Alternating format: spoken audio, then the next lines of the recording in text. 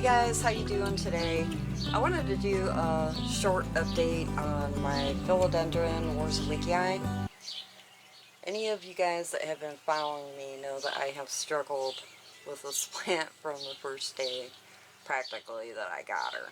This is a gorgeous, gorgeous plant. When I first got her, she was big and beautiful and healthy. You can see how thick and big these canes are down here. Let's see if I can zoom in here. Very huge stem and a very, very huge fat root system to go along with those stems. But what I had to do, I think, well, when I got her, she had 3 beautiful big leaves that she had growing. And little by little, one by one, they all started turning yellow. So I went through heck trying to fight to bring her back. And I ended up cutting the stem in half and putting her down in spag moss and putting her in a jar and covering it. And finally, after months and months throughout the winter, she finally started growing roots, which you can see some of these down here. Can you see this right here? Her roots are silly. Big, huge, fat roots, and they grow and they go right down into the soil. Look at those.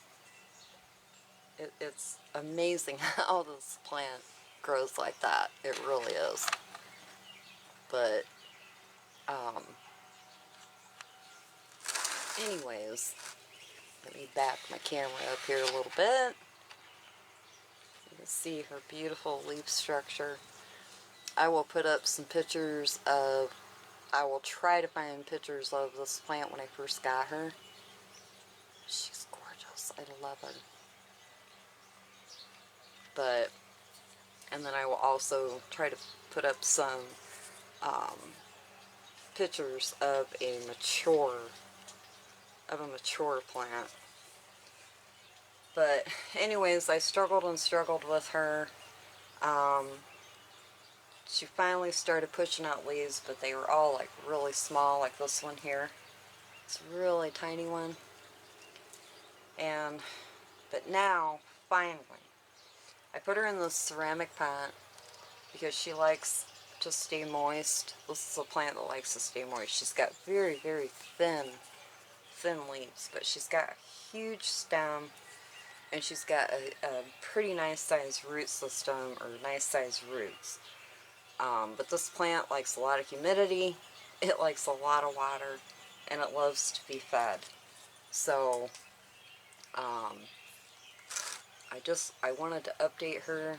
This is almost a year now. I'd have to look at the date. I don't, of course, see a tag in my pot, but I know I bought her last summer, and so she's about a year old for me now. And she's doing really, really nicely. Turn her so you guys can see. I think she's all in frame. And I do have her staked up. But I cannot wait to see what she ends up doing by the end of the summer, being I am growing her outside on my front porch. She is in a corner, corner of a north and west corner of my porch, so she's getting a lot of really great light. And if you can see, I want you guys to see her stems. And I can't pick this pot up because it's very heavy, but they're polka dotted. Can you guys see? Whoops, I'm a little crazy. Can you guys see the polka dots on her? Look at that. Well, they're not really polka dots, but it's really, really pretty. So I'm going to back up here again. But, so this is my Philodendron Warscewiczii. I know it's a very weird name, isn't it? I love saying it.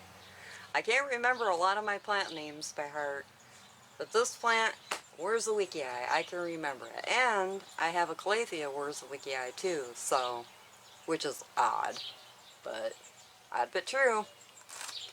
So anyway, she is doing really well for me. I'm very, very happy that she snapped out of her funk from shipping. Because that was very, very disappointing. I did pay quite a pretty little penny for this plant when I got her, and she was just a cutting. And now, right now, I can't even remember if she was rooted or not. I don't know. I think she had a little bit of roots, but it wasn't anything fantastic. But I just love her leaf shape. She reminds me a lot of my Salome, or a Salome. I love this leaf shape. Now her leaves will get gymongous. Does anybody know how big gymongous is? It's big. But I would say compared to like my Salome now, the leaves are gymongous, and her leaves will get that big, and this is just an amazing plant. I love her, and I cannot wait to see how big she ends up getting. And but like I said, she likes not too bright of a light. You want her in about a medium light. Feed and water well, keep her moist. She does not like to dry out at all, which is why I put her in a ceramic pot, because ceramic pots are notorious for not drying out. And so far she has done really good in here. This plant is also very susceptible to spider mites, so you have to be very careful. You want to keep your humidity up with this plant. Now, when I was growing her in the wintertime in my plant room,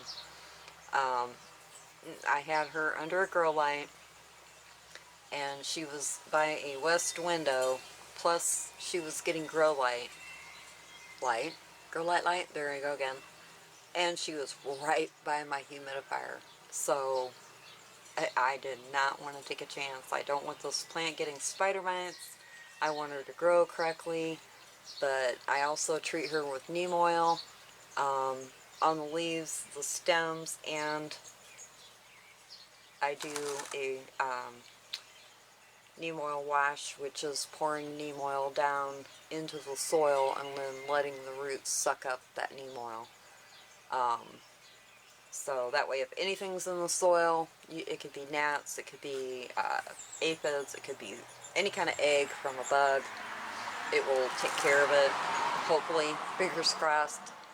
I've never had any issues, so. But beautiful, beautiful plant. But I am going to go ahead and let you guys go. I will talk to you later. I just wanted to give you an update on this beauty. I've been so happy that she's came back to life for me after struggling all summer and all winter with this plant. But alright, I'll talk to you guys later. You have a great day. Bye.